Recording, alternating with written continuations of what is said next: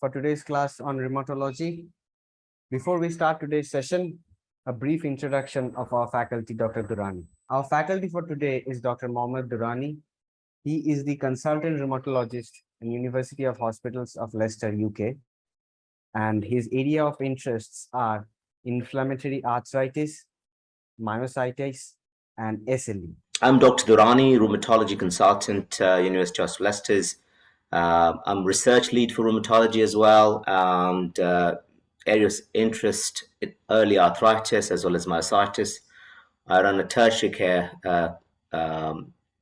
service for myositis in combination with neurologist as well.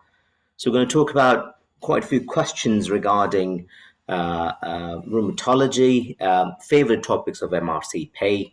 We're going to go through these questions, but we certainly will talk a bit more about in terms of what other topics of each conditions could well be, and some favorites for MRCP question writers.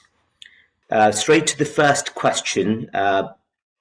Question is that which one of the following is not liable for the development of systemic lupus erythematosus? Simply breaking it down, it's what or which of these options will not cause or trigger systemic lupus erythematosus. Answer number A, congenital deficiency of C2, 𝑦𝒃𝒂𝒓𝒛, breastfeeding, ℏ/𝑑r3, exogenous estrogen administration. Now you have to just break it down to think what could well be a trigger for a systemic lupus erythematosus. These conditions usually are multifactorial, so genes do play a part, but then you have many other factors which trigger it, environmental as well as genomic and occupational sometimes as well. Drugs can cause SLA, so you need to break this down and think back what you have read previously about SLE and see which answers trigger your memory to say, oh, we did not read this one as a trigger. So answer in this scenario is breastfeeding. We all know that there is no clear evidence to suggest one thing as a cause of SLE. Multiple genetic predispositions, as I previously said, environmental factors, trigger underlying mechanism, ℏ/𝑑r3, ℏ/𝑎1, ℏ/𝑏8. These are all work through innate susceptibility and can cause or trigger lupus. There is some evidence that congenital deficiencies of complement, especially C4 and C2, cause problems with immunoregulatory genotypes, mainly B-cell receptor pathway signaling, actually. Ultraviolet exposure is another possibility. Infections like microbial response. Drugs can, again, interact with innate immunity and cause a drug-induced lupus. Those monozygotic twins, so genes obviously 40% in twins. Sorry, I think it's going too fast. The role of infection is always there. With the infections, your programmed cell death, apoptosis increases. So your cellular material is out in the open because the delayed clearance is also a possibility in lupus. So you get more immunogenicity, and that triggers a lupus type reaction.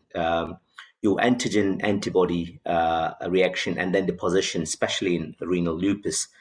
Environmental factors are not so easy because there are many environmental factors being labeled as a possible trigger. Your silica dust, exogenous estrogen administration is also being coined as a possibility to trigger lupus. Smoking can also trigger lupus type reactions. There is no evidence of breastfeeding being a trigger. In fact, there is some evidence that it might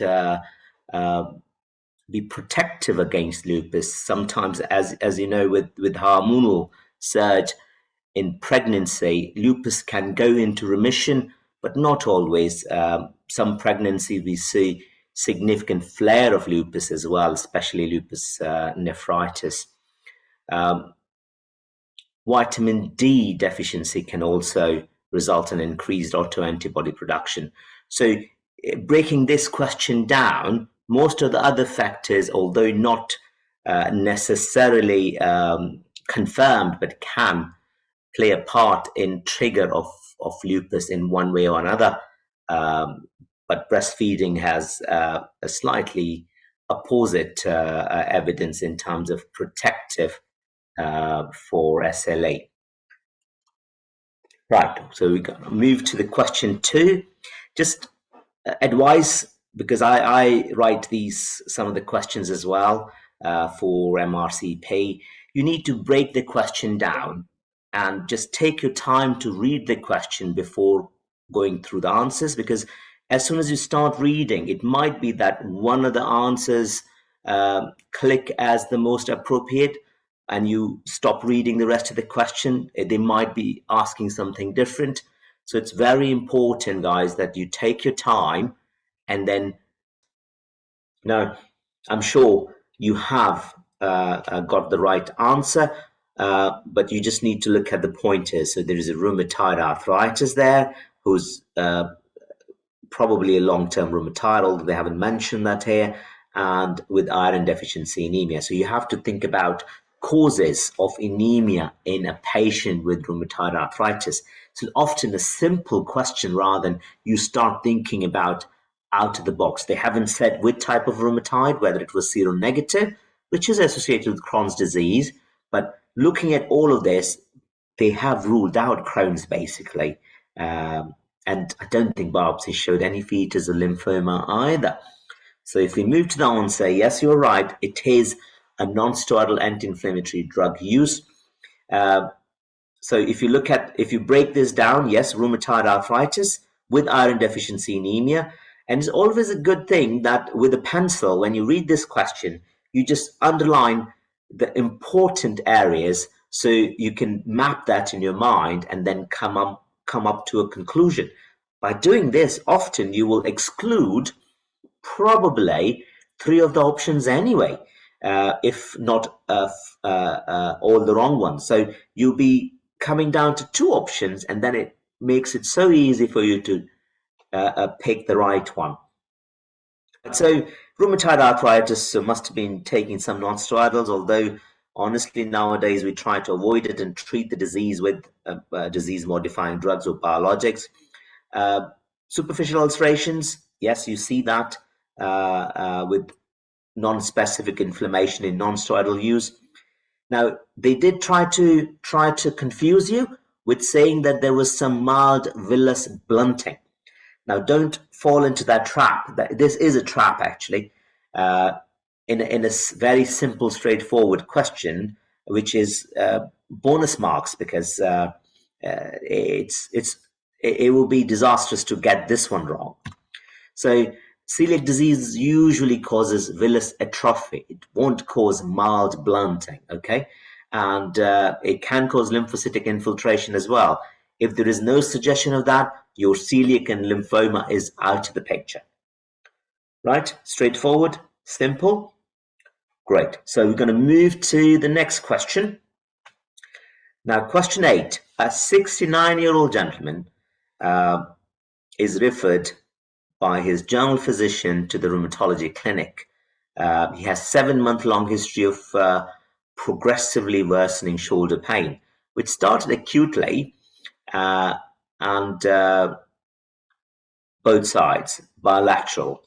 He does have stiffness, which can last up to an hour in the morning. Now, it's very straightforward, isn't it? They are giving you clues to the inflammatory nature of the problem.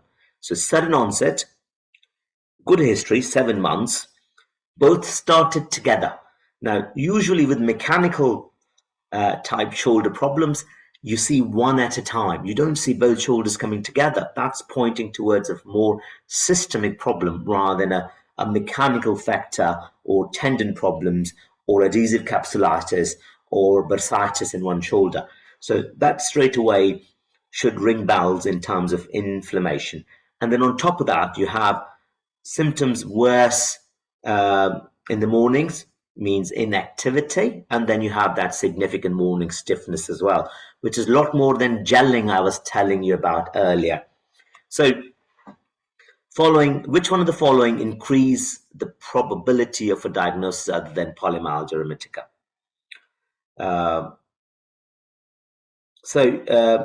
CRP is 2. Sorry, I didn't tell you that. Rheumatoid factor 1:82, which is slightly high. So now this is a tricky question. What factors will increase the probability of any other diagnosis than polymyalgia? Now this makes you think. If they would have said, what is the diagnosis? And they would have not put a CRP on there, probably you would have said straight away polymyalgia. But in this scenario, now erythrocyte sedimentation rate is 58, which is high, which we'll see with polymyalgia as well. Advanced age, you do see polymyalgia at 50, so age might not make you think other than polymyalgia. Duration of morning stiffness, again, it's not necessarily making you think other than polymyalgia.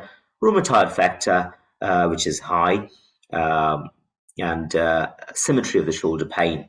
Now, I'm sure you guys have already guessed it. It is rheumatoid factor.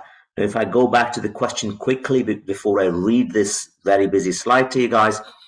So ESR will be high in probably both rheumatoid arthritis as well as your polymyalgia. But here, one thing against polymyalgia probably is your CRP, which is normal. We normally see CRP be high. In fact, in our opinion, in our trust, we do more CRPs and plasma viscosities rather than ESR. Age, again, rheumatoid could be any age, same as polymyalgia, so it's not differentiating between the two. Duration of morning stiffness, again, could be the same in terms of both conditions, so it's not differentiating either. Symmetry of the shoulder pain, rheumatoid can present as a symmetrical presentation, often does, so that won't differentiate. Only thing here is a rheumatoid factor, which could put a spanner in this presentation saying, oh, it might be more rheumatoid than polymyalgia. Although not often, sometimes rheumatoid can present as polymyalgia, which we label as polymyalgic onset of rheumatoid arthritis. So this probably is one of those presentations. So polymyalgia is an inflammatory condition. Pain, stiffness of the shoulders, the main presentation. Hip girdles also. Thigh pain, usually or classically symmetrical, very rarely atypical, might start at one side and then spread to the other. It can have acute presentation where it's fulminant. The patient tells you, oh, I couldn't get out of the bed one morning, and then that was the start. Or subacute, that gradually creep on the patients and gradually get worse. It can cause systemic inflammatory response. Constitutional symptoms can cause weight loss, malaise, anorexia.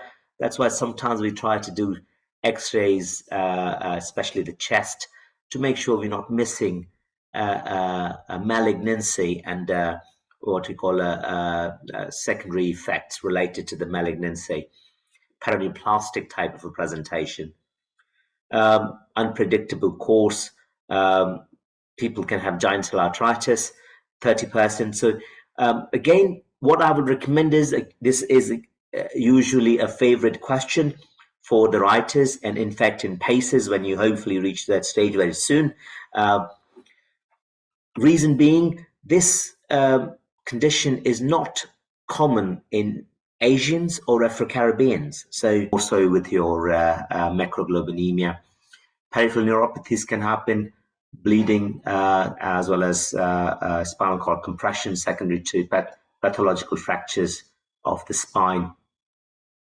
So if you look at the 4 untrue or incorrect answers, Bones commonly affected are the flat bones, so that was the right answer.